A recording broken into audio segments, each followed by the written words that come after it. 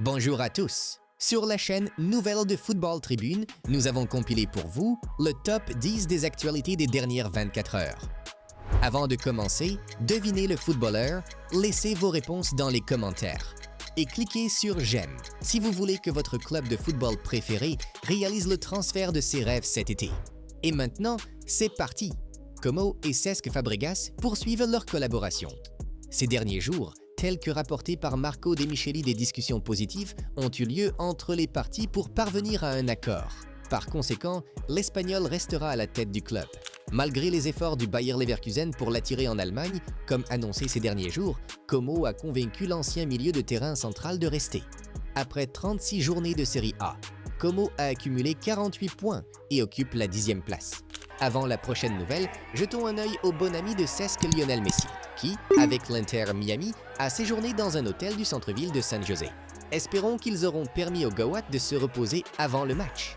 Jadon Sancho pourrait revenir en Bundesliga, mais seulement s'il accepte une baisse de salaire et une indemnité réduite.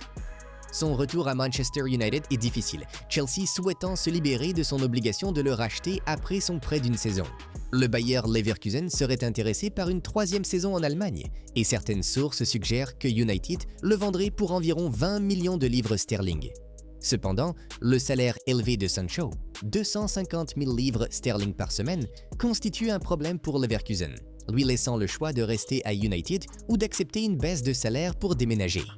Les médias britanniques, est également rapporté que José Mourinho est intéressé par l'arrivée de Jadon à Fenerbahçe. En attendant les prochaines nouvelles, laissez-nous vous montrer comment Bradford City, qui a été promu en 3e division du football anglais, a célébré avec style. Liam Delap envisage de rejoindre Manchester United et Chelsea étant les principaux clubs de Premier League intéressés par l'activation de sa clause libératoire de 30 millions de livres sterling en provenance d'Ipswich. Delap souhaite retourner dans le nord-ouest. Les chances de Manchester United de le recruter augmentent s'ils battent Tottenham en finale de la Ligue Europa la semaine prochaine et se qualifient pour la Ligue des Champions. Delap a déjà passé 5 ans à Manchester City avant de rejoindre Ipswich l'été dernier. Malgré la relégation d'Ipswich, Delap a impressionné avec 12 buts et 2 passes décisives. Ruben Amorim est également lié à Mateusz Cunha des Wolves pour l'été. Vous vous souvenez de Xherdan Shaqiri? Il est revenu à Bâle et a remporté le premier championnat du club en 8 ans. Allons de l'avant. Arsenal intensifie sa quête de Viktor Gyökeres, le prolifique attaquant suédois actuellement au Sporting CP. Les Gunners ont fait une offre officielle 75 millions d'euros pour Gyökeres, dont la clause libératoire est fixée à 100 millions d'euros. Cependant, le Sporting Lisbonne serait ouvert aux négociations et pourrait accepter un montant compris entre 70 et 75 millions d'euros. Le directeur sportif d'Arsenal, Andrea Berta, souhaite vivement s'assurer la signature de Gyökeres, le considérant comme une option rentable par rapport à d'autres cibles onéreuses comme Alexander Isak de Newcastle. Gyökeres s'est vu proposer un salaire conséquent d'environ 8,5 millions d'euros par an pour l'inciter à rejoindre l'équipe de Premier League. Maintenant, portez votre attention sur comment Harry Kane a pris une douche à la bière, c'était génial. Les supporters d'Al Nassr estiment que le passage de Cristiano Ronaldo au club pourrait être terminé après son absence lors de la victoire 9-0 contre Al Akdoud le 12 mai. Ronaldo a rejoint Al Nassr en 2023 et a inscrit 91 buts en 103 matchs, dont 23 cette saison. Cependant, l'équipe occupe la 3e place du championnat, à 11 points du leader Al Ittihad, à 3 journées de la fin. Son absence était due à des problèmes de forme, mais l'équipe a dominé sans lui. Sadio Mané inscrivant 4 buts et John Duran en ajoutant 2. Les supporters se sont mobilisés sur les réseaux sociaux, certains soulignant que l'équipe avait mieux performé sans Ronaldo, tandis que d'autres spéculaient qu'il aurait pu atteindre les 1000 buts s'il avait joué. C'est tellement clair que le Portugal et Al Nassr sont meilleurs sans Ronaldo mec. Honte à lui. Notre plus grande victoire de la saison. Et Cristiano Ronaldo ne joue pas. Il nous rend encore pire. Sort CR7 de mon Al Nassr. Al Nassr a gagné 9-0 sans Ronaldo. C'est très révélateur. Voici ce que disent certains fans d'Al Nassr sur les réseaux sociaux.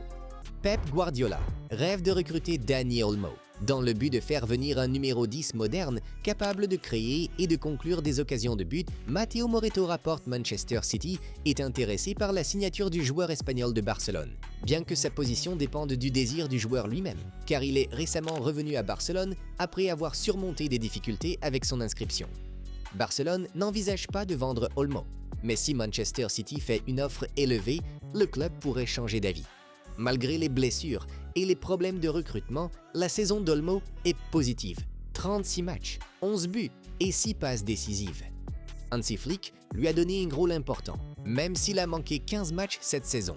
Nous vous suggérons de prendre un moment pour profiter le feu d'artifice fait Stephen, l'honneur de la promotion de Pise en Série A. Le nom de Dean Huijsen est de plus en plus associé au Real Madrid et son transfert au club semble proche, bien que non encore finalisé. Selon Relevo, les agents du joueur, Ali Barat et Don Huijsen, ont récemment rencontré des représentants du Real Madrid pour accélérer le transfert. Le joueur lui-même privilégie un transfert au Real Madrid, malgré d'autres options. Les prochains jours pourraient être décisifs. La clause libératoire de 58 millions d'euros n'est pas considérée comme un obstacle majeur, car elle peut être réglée sur 3 ans. Conscient de la forte concurrence des clubs de Premier League comme Chelsea, Arsenal et Liverpool, le Real Madrid agit avec prudence. Les fans du Real Madrid sont déjà excités et rêvent du futur duo, Asensio et Huijsen. Manchester City est toujours déterminé à recruter Florian Wirtz, la star du Bayer Leverkusen. Un accord verbal sur les modalités de l'accord serait en cours entre les deux clubs, et City sait que Leverkusen préférerait vendre Wirtz à eux plutôt qu'au Bayern Munich, son rival de Bundesliga. Le Bayern fait également pression pour le recruter et est convaincu de pouvoir le convaincre. Cependant, Wirtz n'a pas encore pris de décision définitive concernant son avenir. Selon Image, Wirtz et ses parents étaient à Manchester aujourd'hui pour des négociations. City a fait une offre à Leverkusen, Pep Guardiola souhaitant recruter Wirtz pour succéder à Kevin De Bruyne. City est prêt à débourser 150 millions d'euros, tandis que le Bayern propose 100 millions d'euros et est prêt à attendre une saison supplémentaire. Les fans de Manchester City prédisent déjà une saison inoubliable. Rodrigo aurait refusé de jouer le Classico ce week-end et souhaiterait quitter le Real Madrid. Selon certaines sources, Rodrigo se sent mis à l'écart après l'explosion médiatique autour de Jude Bellingham et de l'arrivée de Kylian Mbappé. Il s'isole actuellement chez lui, mécontent de perdre l'attention. Avec l'arrivée de Xabi Alonso, son avenir est incertain, car l'entraîneur semble davantage s'appuyer sur Bellingham, Mbappé et Vinicius, et ses relations avec ses coéquipiers se sont dégradées. Le club n'exclut pas son départ. Chelsea et Manchester City l'ont déjà contacté et attendent sa décision finale. Le Real Madrid serait ouvert à une vente importante, conscient de la nécessité de renouveler son effectif pour la saison prochaine. Malgré les difficultés rencontrées cette saison, le club ne souhaite en aucun cas vendre Vinicius. Mais la situation est différente avec Rodrigo, et il semble que Rodrigo a déjà choisi son nouveau club. Cristiano Ronaldo Jr. a fait ses débuts avec l'équipe nationale portugaise des moins de 15 ans lors d'une victoire amicale 4-1 contre le Japon lors du tournoi Vlatko Markovic en Croatie.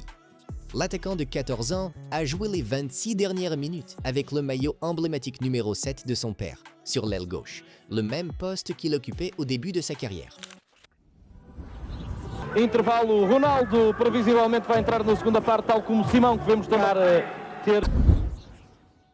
À son entrée sur le terrain, le Portugal menait déjà 3-0 grâce à un triplé de Rafael Cabral. L'apparition de Cristiano Jr. a suscité l'enthousiasme du public. Sa grand-mère, il observait attentivement le match depuis les tribunes. Même s'il n'a pas réalisé une performance exceptionnelle, on a pu entrevoir son talent.